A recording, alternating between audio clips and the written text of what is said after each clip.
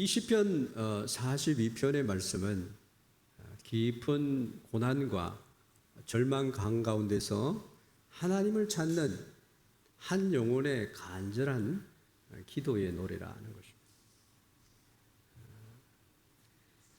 지난 주에는 바다의 그 광풍과 그 물결들을 잔잔케 하시는 하나님에 대해서 우리가 말씀을 듣기도 했습니다. 예수님이 함께하는 인생은 그런 광란의 바닷가를 건너갈 때에도 하나님이 도와주시는 것을 우리가 생각했습니다. 인생은 광야의 길을 가는 것 같고 바다를 건너는 것과 같은 그런 삶을 우리가 살아가는 것입니다. 오늘은 이 시인이 얼마나 난처한 궁지에 몰려 있는지를, 그 궁지를 탈피하기 위해서 얼마나 몸부림을 치고 있는지를 말씀하고 있습니다. 우리의 삶은 마치 이 시인과 같은 삶의 처지에 처할 때가 자주 있다라고 하는 것입니다. 이 시인은 자신을 목마른 사슴이 시냇물을 찾기에 갈급함같이 하나님을 찾는다, 그렇게 말합니다. 메마른 땅에서 물을 찾는, 헤매고 있는 사슴의 절박함을 한번 생각해 보십시오. 이 시인의 영혼이 그런 상태에 놓여 있습니다.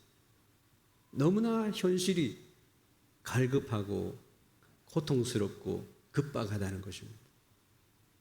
이 목마른 사슴이라고 하는 것은 생존이 걸린 갈급함을 가지고 있는 거예요.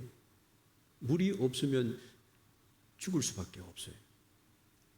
무엇을 말하는 겁니까? 하나님 없이는 살 수 없다는 거예요. 축복을 받고 해결책을 받는 그런 것을 떠나서 하나님 자신이 나에게는 필요합니다라는 갈망의 표현을 하고 있는 것입니다.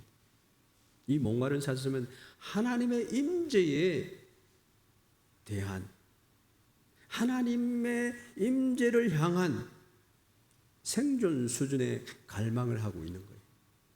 이것은 살아있는 믿음의 신호를 말하는 겁니다. 여러분, 어려운 일이 있을 때 우리의 믿음을 다시 찾아야 됩니다. 예수님을 깨워야 됩니다. 하나님의 하나님 되심을 인정해야 됩니다. 예수님은 이렇게 약속하셨습니다. 누구든지 목마르거든 내게로 와서 마시라. 그 배에서 생수의 강이 흘러나리라. 할렐루야. 예수님 안에 있은 여러분의 경험, 신앙의 경험을 한번 생각해 보십시오. 얼마나 기쁘고 행복하였는지 우리가 알 수 있습니다. 말씀과 기도와 예배 공동체가 이 생수를 마시는 자리에, 그래서 내가 집에서 내 스스로 경건의 시간을 갖는, 큐티의 시간을 갖는 그 시간도 중요하지만 우리 공동체가 함께 모여서 두세 명이 모인 곳에 내가 함께 하겠다고 하는 하나님을 예배하는 자리에 하나님은 선포적인 말씀에 굵직한 그런 생수를 터지게 하는 그런 성령의 능력이 임재할 줄로 믿습니다. 주님이 피로 값주고 산 교회 안에서 우리 성도들이 화목하고 하나 되어서 하나님 앞에 예배드리는 그 모습은 아름다운 교회의 그 모습입니다. 그리고 하나님의 선포하는 그 말씀을 내가 받을 때에 그 임재하신 하나님의 능력을 우리가 체험할 수 있다는 겁니다. 주님, 말씀대로 나를 소생케 하여 주시옵소서. 주의 임재로 내 갈증을 채워 주시옵소서. 이렇게 간구할 때에 하나님이 즉각적으로 여러분에게 응답해 주실 줄로 믿습니다. 왜냐하면 하나님을 찾는 자들에게 하나님이 약속해 주셨습니다. 내가 너를 만나고 내가 너에게 생수의 강이 흘러나리게 하겠다는 것. 그런데 이 시인은 지금요, 자기 집에 많은 친구들을, 아는 성도들을 자기 집으로 초대했는데 내가 그런 사람들을 왜 집에 초대했던 거, 이렇게 얘기를 하고 있는 거예요. 이 시인은 하나님을 믿고 그들을 초대할 때는 너무너무 행복하고 좋았는데 어느 날 갑자기 그들이 네 하나님이 어디 있는 거야? 라고 묻는 것이에요. 왜 그렇게 묻는지에 대한 그런 내용들은 우리가 유추할 수 있는 내용이지만, 그래서 광야에 있는 것과 같고 압박을 받고 있는 것과 같고 하나님의 교회에서 하나님에게서 내가 떨어져 나가가 있는 것처럼 이 시인은 느꼈다는 겁니다. 그래서 그는 이렇게 말합니다. 밤낮으로 눈물이 내 음식이 되었도다. 내 하나님이 어디 있느냐라는 대적들로부터의 조롱을 들어야만 했습니다. 과거에 내가 성전에서 하나님을 예배하며 기뻐했던 기억은 오히려 지금의 고통을 더욱 기쁘게 만드는 것이 되었다는 거예요. 여러분, 그런 때 있지 않습니까? 이 시인의 고백은 우리 모두의 이야기일 수가 있는 거예요. 우리의 삶에도 목마른 사슴처럼 하나님을 간절히 찾을 때가 있다는 거예요. 지금도 병상에서 하나님이 필요합니다. 하나님의 임재와 축복이 필요합니다.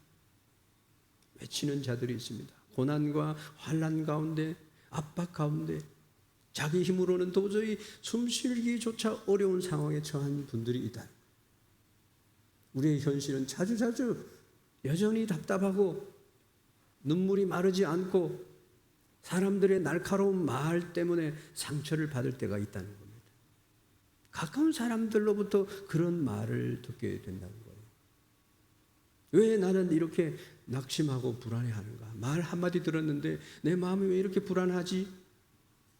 신앙생활을 하다가 보면 영혼이 깊은 나락에 떨어질 때가 있어요. 낙심이 될 때가 있다는 거예요. 그래서 5절과 11절 말씀에 3번이나 말씀을 하면 내 영혼아 어찌하여 낙심하며 어찌하여 내 속에서 불안해하느냐. 하나님께서 불어넣어 주신 우리의 영, 하나님의 영이 고난 중에 있음을 말하고 있습니다. 이 시인은 믿음이 없는 사람이 아니었어요. 오히려 하나님을 갈망하고 있고 하나님을 찬송했던 사람이고, 그런데도 낙심과 불안에 휩싸여 있다는 겁니다. 이것이 우리의 삶을 통해서 영적으로 공공한 가운데 처해 있는 거예요. 마음의 시온에 데려가 있는 자는 복이 있나이다. 오늘 교동문 가운데 있는 말씀이, 신앙이 깊어도 고난이 찾아오면 우리의 영혼은 갈등하게 되어 있어요. 오늘 본문 말씀을 들으면 그러할 때 우리는 어떠한 반응을 보여야 되는가를 알아야 돼요. 강력한 파워가 될 것입니다. 우리의 삶에, 인간의 삶에 있어서 근본적인 질문이 오늘 주어진 말씀입니다. 첫째로 우리가 생각해 보는 것은 인생의 나그네 길에는 깊은 갈망이 있다는 거예요. 목마름이 있다는 겁니다. 그런 가운데 우리들은 또 깊은 낙심을 하게 된다는 거예요. 예외가 없습니다. 부자든지 가난한 자든지 모든 인생이 하나님 앞에서 하나님을 만나기 전에는 느껴야만 하는 그런 갈등들이라는 것입니다. 그래서 인생을 가리켜서 목마른 존재다. 누구든지 목마른 자는, 그래서 예수님께서 내게로 와라는 거예요. 예수님의 초청의 음성을 듣는 자가 그 초청에 응답을 하는 그 순간에 그 인생은 이런 시인의 그 고통 속에서 해방을 받는다는 거죠. 깊은 갈급함과 깊은 낙심 속에서도 새 힘을 얻는다는 것입니다. 시인의 이 고백처럼 우리는요, 하나님을 향한 깊은 갈망이 있어야 합니다. 하나님을 향한 깊은 갈망을 가지고 태어난 존재가 우리 인간이에요. 그래서 성경은 하나님은 생수의 근원이시다. 우리에게 기쁨을 주시고 우리의 삶에 찾아오셔서 안위가 되어주시고 방패가 되어주시고, 오늘 1절 2절의 말씀에서 우리의 존재가 오직 하나님 한 분만으로 채워질 수 있음을 말하고 있습니다. 하나님이여 사슴이 시냇물을 찾기에 갈급함 같이 내 영혼이 주를 찾기에 갈급합니다.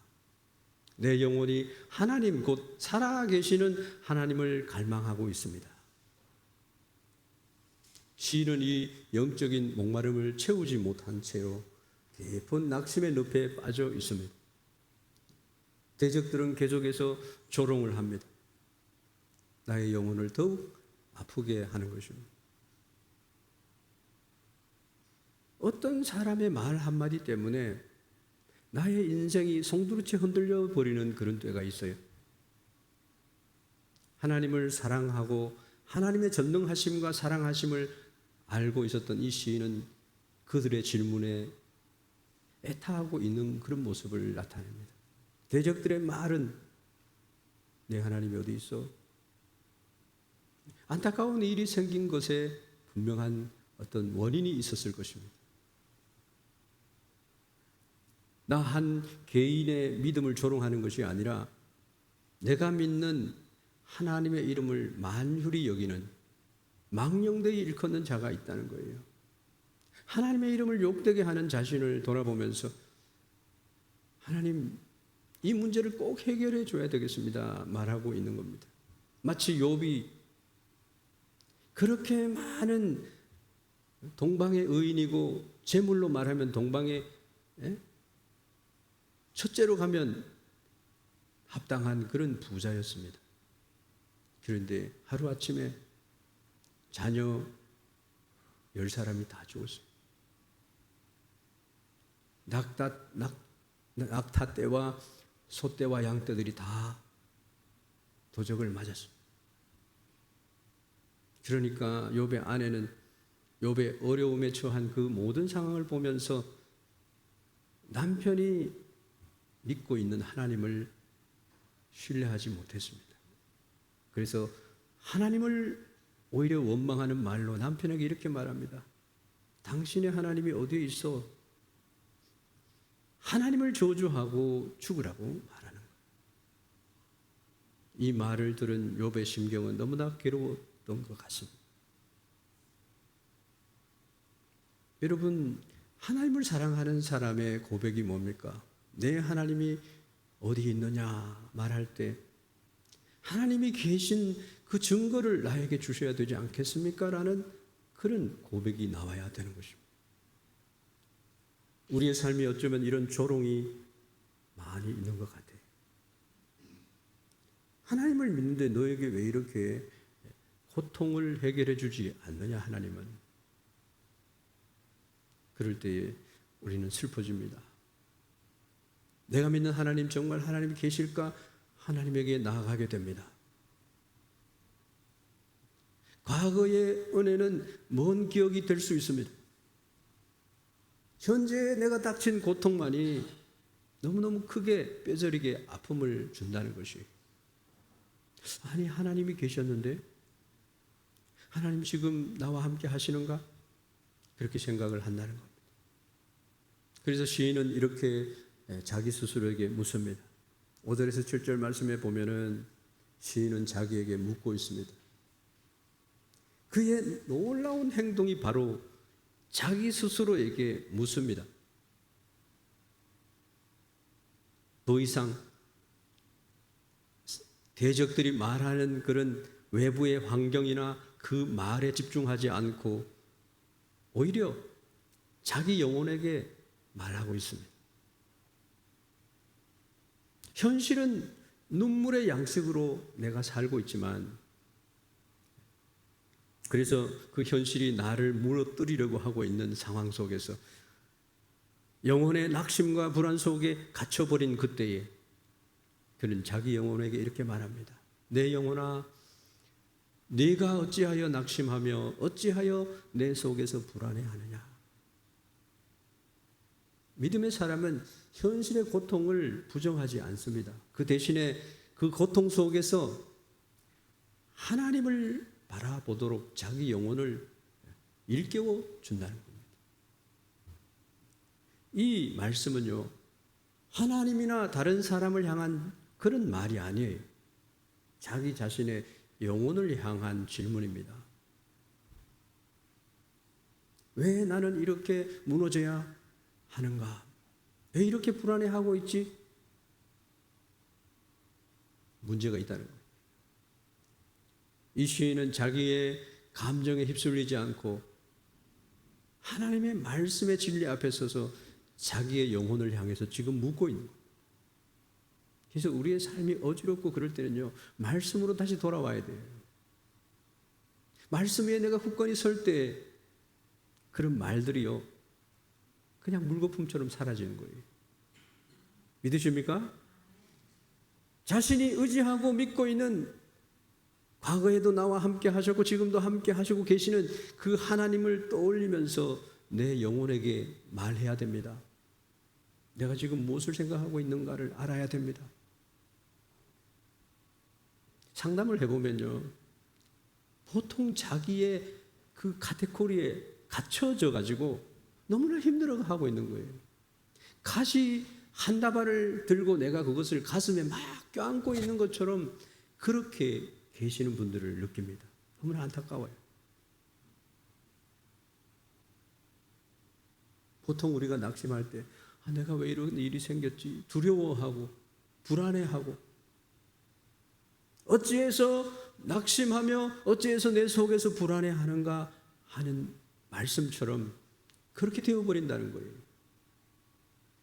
그래서 낙심의 원인을 환경에서 찾고 남편에게서 찾고 친구에게서 찾고 회사 직원에게서 찾습니다.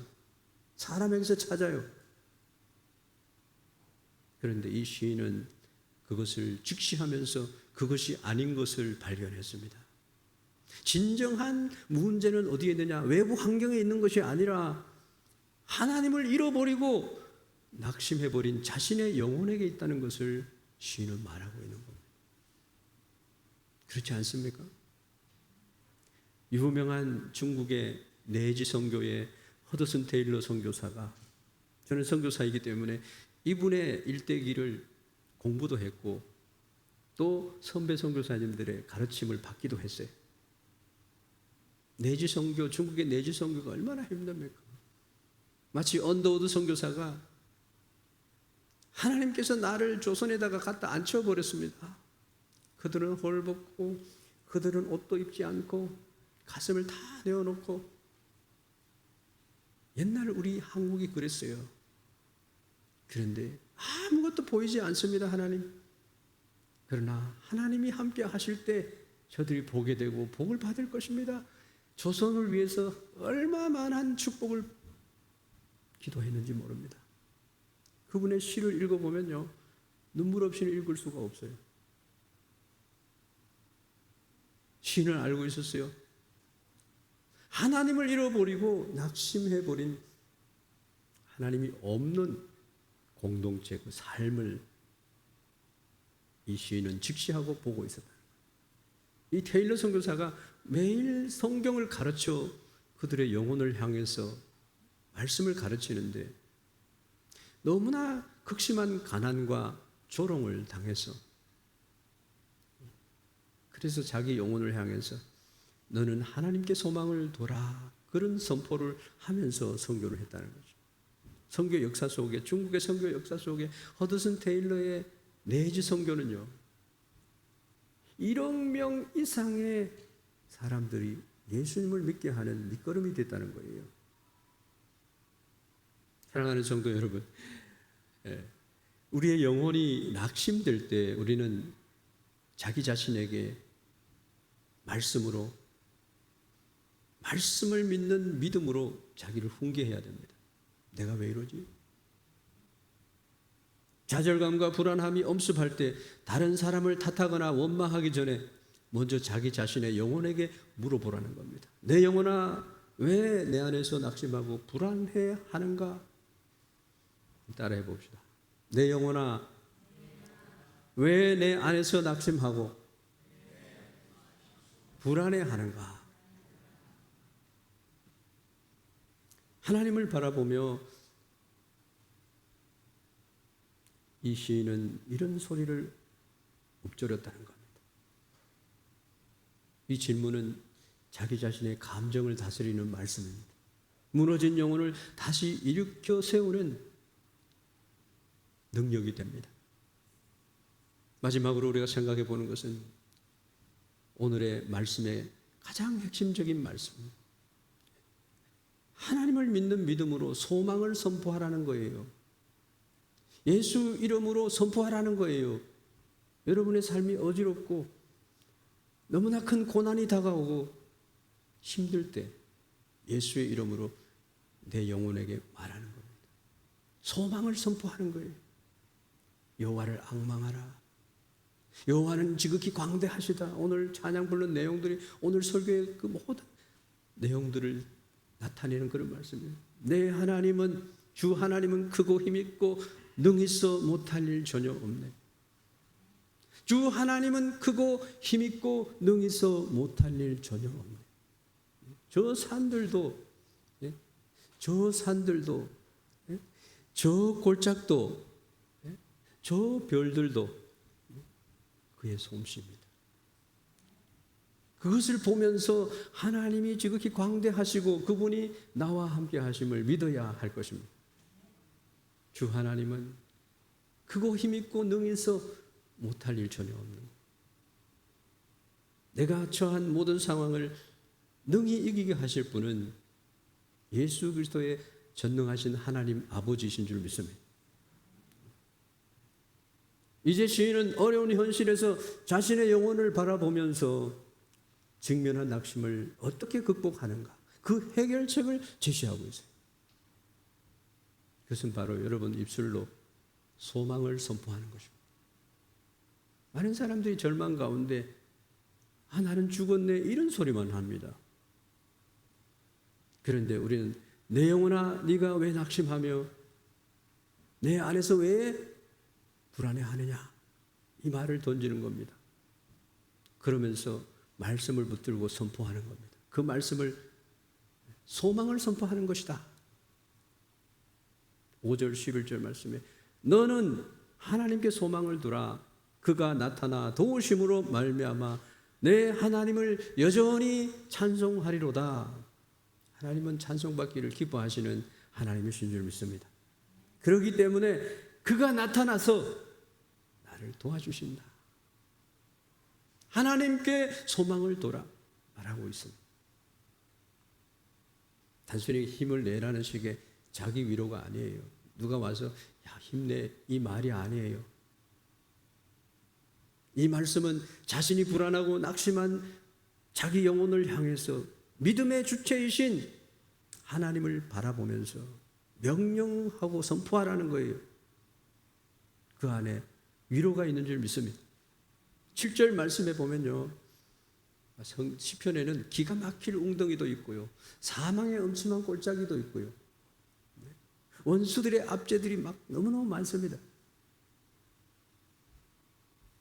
멸시도 나오고 핍박도 나오고 시편 21편이나 이런 데 보면요 너무 많이 나와요.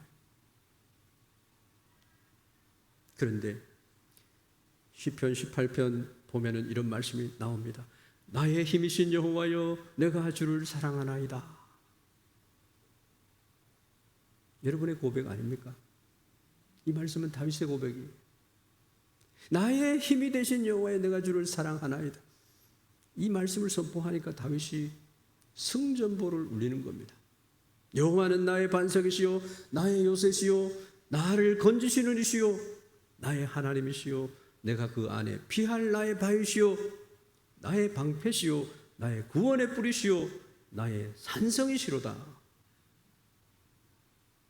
내가 찬송받으실 여호와께 아뢰리니 내 원수들에게서 구원을 얻으리로다. 다윗은 이렇게 고백했어요. 원수들의 목전에서 내게 상을 베푸시오. 원수들 앞에서 잘 되게 해주신다는 거예요. 영혼이 잘됨 같이 범사가 잘되고 강건한 은혜로 채워주신다는 거예요. 하나님의 말씀은 그대로 임하는 거예요. 7절 말씀에 고난의 깊은 바다에서 하나님의 파도와 물결이 밀려오는 것 같을 때에도 시인은 하나님의 인자하심을 기억했다는 겁니다. 이 고난의 깊은 바다가 무엇을 말하는 겁니까? 온 몸을 덮쳐 숨 막히게 하는 압도적인 어려움이에요. 대학을 입시를 준비하는 자들에게도 어려움이 얼마나 많은지, 인생에 주어진 우리 사회와 가정과 나의 인생에 있어서 많은 것을 극복해 나가야 하는 그런 것들이 많습니다. 그 가운데에서 일어나는 여러 가지가 있는데, 고난의 깊은 바다, 거기에는 파도와 물결이 계속해서 밀려오듯이 하나의 문제가 끝나면 또 하나의 문제가 뒤를 이어서 닥쳐온다는 것. 그런 상태를 고난의 깊은 바다라, 그렇게 시인은 말하고 있는 겁니다. 현대인들이 느끼는 이런 고난의 깊은 바다가 뭐예요?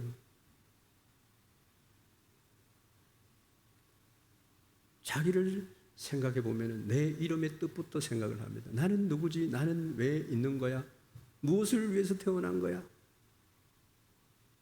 그 철학자를 찾아가서 진리는 무엇입니까? 평생을 공부를 하면서 그거를 찾는 사람들이 있습니다. 어떤 사람은 어디가 길입니까? 하나님이 진짜 있습니까? 이거를 찾다가 하나님을 못 찾고, 하나님은 죽었다고. 그럴 때 죽을 때는 캄캄하다, 어둡다. 자기가 가르친 평생의 무신론 철학을 가르친 볼테르는요, 신부님이여 나를 불쌍히 여겨 나의 죽음을 인도해달라고 외치는 그런 철학자가 있었습니다. 정신적으로 심리적으로 고통의 바다에 빠져있는 사람들이 너무 많습니다.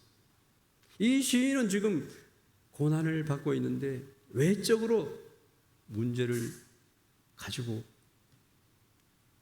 내 내면의 영혼을 향해서 외치고 있는 그런 상황입니다마는, 현대를 살아가는 우리들에게는 외적으로 물질적으로 부족함이 없을 수 있어요. 그러나 눈에 보이지 않는 내면의 고통 속에서 허우적거리고 있어요. 왜냐하면 너무나 사회가 복잡합니다. 살아가는 게 쉬운 것이 아니에요. 사회 구조가 너무 복잡해요. 미래가 불안해요. 그러다 보니까 우울이 엄습하기도 합니다. 정신적으로 탐해질을 입습니다. 정신적인 부분도 이 물질적인 몸을 가진 인간에게서는요, 어려움을 겪게 됩니다. 언제 닥칠지 모르는 불안감과 끊임없는 비교 속에서 느끼는 우울감이 밤낮으로 그것이 우리의 눈물이 되어서 내 음식이 될 수 있다는 거예요. 그래서 우리의 삶을 잠식해 버리는, 이 시인의 고백을 하지 않으면 안 되는 상황에 처하게 된다는 겁니다. 정신적으로 번아웃이 되는 거예요. 사회는 우리를 강요합니다. 좋은 성과를 내라고 말합니다. 우리의 영혼이 탈진될 때까지, 더 이상 나갈 수 있는 힘이 없을 때까지 우리를 덮치는 깊은 바다가 있다는 거예요. 거기에 빠져서 허우적거리는 사람들이 얼마나 많습니까? 현대의 많은 사람들이 어려움에 처해 있다는 거예요. 단절되고 고립되고 누가 나를 만나주는 사람이 없는 외로움 속에, SNS에서는 수백 명의 친구와 소통하는 것 같지만 정작 마음을 나눌 사람은 없는 거예요. 사람들에게 둘러싸여져 있는 것 같지만 교회에 와도 주님의 사랑을 경험하지 못하고 돌아가게 되는. 여러분, 교회 오면은 친한 사람 7사람은 사귀세요. 누구든지 사귀어도 괜찮아요. 그분에게서 믿음을 보고 하나님을 만나고 그분과 성경을 공부하며 하나님을 노래하는 그런 축복이 있기를 축원합니다. 유명인들이 왜 외로움 때문에 자살을 하나요? 무대에 올라가면 뭐가 된 것처럼 느끼지만 돌아서면 너무너무 자기 인생이 너무 허전하다는 거예요. 남들은 웃기지만 자기 속에는 불안이 있다는 거예요. 갈급함이 있다는 거예요. 이 시인도 너무 힘들었어. 내 하나님이 어디 있어? 그러니까 너무 고립이 되는 거예요. 전에는 친구로 있었던 사람들이 그렇게 말하는 거예요. 욥의 친한 절친한 3명의 친구들이 와서 다 욥의 마음을 알아맞히지 못하고 네가 범죄했기 때문에 이런 벌을 받는 거야. 자기 판단으로 자기 의로 상대방을 찌르고 하나님을 욕하게 하고 믿음을 떨어뜨리게 하는 일들을 한다는 거예요. 가정의 위기가 뭐예요? 대화가 단절되는 거예요. 제일 아름다운 대화는 상대방이 이야기하는 것을 파악을 하고 들어주는 것이에요. 거기에 맞는 답을 해주는 것이에요. 그게 얼마나 어려운 것인지 삶을 살면서 우리는 경험하게 됩니다. 그래서 가족 간에도 서로에게 상처만 남기는 가장 가까운 곳에서 어려움을 겪게 되는 가장 안전하고 행복한 평안이 깃들어야 할 가정 안에서 오히려 가장 깊은 고통의 바다가 되어져 버린다. 모두가 더 나은 삶을 바라서 그렇게 하는 모습이지만 결국은 돌아오는 것은 상처이라는 거예요. 무한 경쟁, 압박의 바다, 사회가 요구하는 무한 경쟁 속에서 비교의식 속에서 모든 것이 돈으로 평가되는 이 시대에서 우리는 세상의 빛과 소금을 예수님이 그곳에 가서 방부제가 되고 썩지 않는 것을 이루고 빛을 비춰서 어둠을 밝히라는 거예요.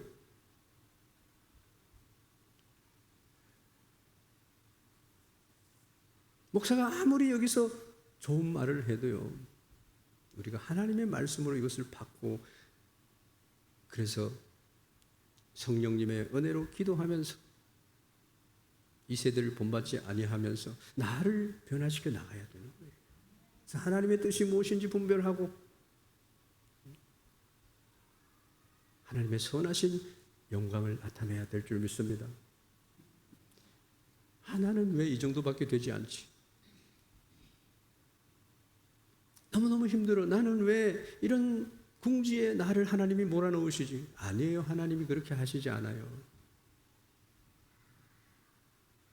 많은 젊은이들이 더 빨리, 더 많이, 더 잘해야 한다는 강박관념 속에 빠져 있어가지고 끊임없는 채찍질 속에서 쉬지 않고 헤엄쳐야 하는 그 압박감이 그 영혼을 지치게 한다는 거예요. 여러분, 하나님을 믿고 하나님께 맡기고 즐기고 행복해하는 여러분 되기를 바랍니다. 하나님이 지혜와 능력을 주실 것입니다. 능히 이룰 하나님이 여러분들을 축복하실 것입니다. 우리가 현재 겪고 있는 이 모든 고난, 그것은 시편 기자가 경험한 주의 파도와 큰 물결이 나를 덮쳤나이다 라는 절망과 정확히 맞닿아 있다는 거예요. 하나님은 한 번씩 우리를 사랑하셔서 하나님의 영광로 속에 넣을 때가 있어요. 하나님 사랑하셔서 복을 주시기 위해서 그렇게 하시는 그런 단계가 있다는 겁니다. 아브라함도 그랬고 이삭도 그랬고 야곱도 그랬고 요셉도 그랬고 다니엘도 그랬고 모든 인생 하나님 히브리서 11장에 나오는 모든 인생들이 믿음의 선배들이 믿음의 축복을 받은 모든 선배들이 그렇게 단련함을 받았다는 거예요. 그냥 만들어지는 게 없어요. 진주가 왜 귀한지 압니까? 조개의 눈물이에요. 근데 그거를 어떤 면에서 보면 너무 진주를 가져보면은 그런 생각을 하면은 마음이 뭉클하기도 합니다. 시편 42편은 우리에게서 이 바다에서 벗어나는 유일한 방법을 말씀하고 있습니다. 따라해 보겠습니다. 내 영혼아 하나님을 바라라. 네. 그것이 오늘 말씀의 주제예요. 우리가 어떤 바다에 있든지 그 파도와 물결이 얼마나 거세든지 우리의 소망은 오직 우리를 건져 올리실 하나님께 있음을 믿어야 하겠습니다. 8절 말씀이 낮에는 여호와께서 그 인자함을 베푸시고 밤에는 그 찬송이 내게 있어 생명의 하나님께 기도하리로다. 산에서 번뇌하고 있으면서요 8절 말씀에는 오히려 그 가운데 하나님을 노래하는 찬양하는 시와 찬미와 신령한 노래로 화답하는 말씀이 나옵니다. 우리의 인생이 이래야 될 줄 믿습니다. 존 번연이 철로 역정에서 크리스찬들의 수많은 절망의 골짜기를 지나가게 될 때에 하나님을 찬송으로 영광 돌림으로 다시 일어났다는 것을 고백하고 있습니다. 존 번연은 옥중에서 크리스찬의 삶을 지키기 위해서, 믿음을 지키기 위해서 그 가운데서 이 철로 역정을 기록한 것이 아니겠습니까? 우리의 영혼을 다시 일으키는 것은 여러분의 삶 속에 찬송하십시오. 내 영혼아 하나님을 바라라. 시인이 힘없이 말하던 그 말 속에 우리는 답을 찾습니다. 결론을 말씀드립니다. 오늘 말씀을 통해서 우리에게 가장 강력한 영적 무기를 줬는데 그것이 뭐냐면 바로 예수 그리스도의 이름으로 자기 영혼에게 하나님을 믿는 믿음의 진리를 선포하라는, 소망을 선포하라는 거예요. 내 힘으로 될 줄 알고 그냥 내가 간말을 하면 된다고 이렇게 생각하지 마시고 예수의 이름을 부르십시오. 그냥 병상에 있는 사람이 예수의 이름을 부르면서 자기의 병 있는 자리에 서놓고 기도하니까 골프공 같은 이런 것들이 내 겨드랑이에 있고 막 온몸에 이렇게 돌아다니는 그것들이 싹 사라지더라. 예수의 이름에 능력이 있는 줄 믿습니다. 주의 이름을 부르는 자는 구원을 얻으리라. 눈물의 골짜기를 지날 때에 많은 사람들이 내 하나님이 어디 있느냐 그러할 때에 내 영혼아 너는 하나님을 바라라. 하나님께서 나의 반석이 되시고 인자하심으로 나를 도우실 것이라는 것을 선포하십시오. 내 영혼아 네가 어찌하여 낭망하며 어찌하여 내 속에서 불안하여 하는고 이렇게 선포하세요. 내 영혼아 네가 왜 낙심하는가? 하나님을 바라라. 내 영혼아 내가 왜 불안해하는가? 하나님의 인자하심을, 그 인자하심이 너와 함께 나와 함께 하신다. 선포를 하십시오. 모든 상황 속에서 감정을 의지하지 말고 감정에 노란하지 말고 하나님께 소망을 보여야 될 줄 믿습니다. 그분만이 우리의 진정한 소망이 되고 피난처가 될 줄 믿습니다.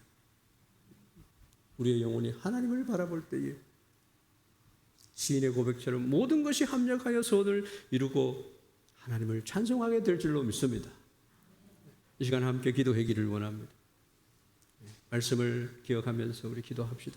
하나님 우리 안에 있는 낙심과 불안을 떨쳐내게 하여 주시옵소서. 나의 연약함을 주님 앞에 아뢰게 하시고 우리의 눈물을 주님께서 기억해 달라고 기도했으면 좋겠고요. 내 영혼아 하나님을 바라라 믿음으로 선포하게 해달라고 우리가 기도해야 되겠습니다. 내 자신에게 우리의 삶의 모든 상황에 있어서 믿음의 말을 선포하고 도와주실 하나님께 소망을 두는 삶을 살게 해달라고. 마지막으로 고난 중에서 하나님을 원망하지 말고 하나님을 찬양하게 해달라고. 모든 아픔과 고난 속에서도 이 시인처럼 하나님을 찬양하게 해달라고 그렇게 기도했으면 좋겠습니다. 한 1분 동안 우리 기도하겠습니다.